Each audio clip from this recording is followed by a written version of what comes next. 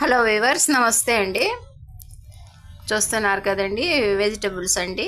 బ్రింజిల్స్, potato, tomatoes, green chilli and onions అండి. వీటితో ఇప్పుడు మనం మిక్సింగ్ కర్రీ తయారు చేద్దామండి. మా వీడియోని తప్పకుండా తిలకించండి వ్యూవర్స్.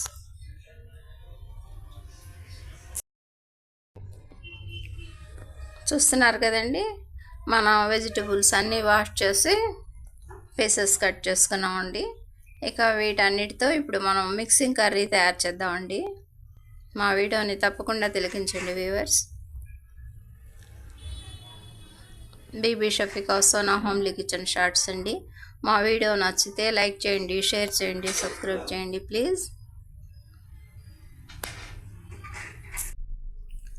ఇక ఈ పీసెస్లో turmeric powder, red chilli powder, salt add చేసామండి. కంటైనర్లో యాడ్ చేశాక ఈ పీసెస్లో చూస్తున్నారు కదా, కొద్దిగా ఆయిల్ యాడ్ చేద్దామండి. అంటే గుంట గరిటెతో నిండుగా ఒక గరిటెడండి. కావాలనుకుంటే మరి కాస్తనే యాడ్ చేసుకోవచ్చండి.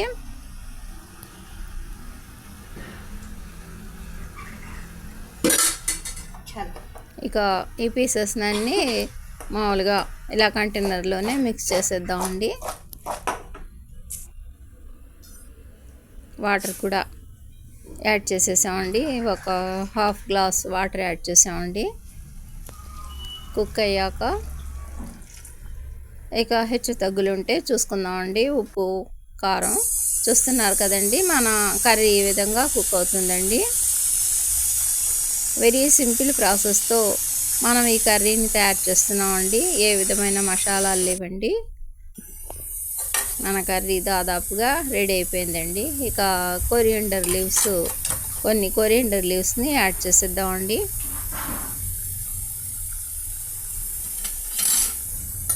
ఒక నిమిషంలో మన కర్రీ రెడీ అవుతుందండి. లో ఫ్లేమ్ మీద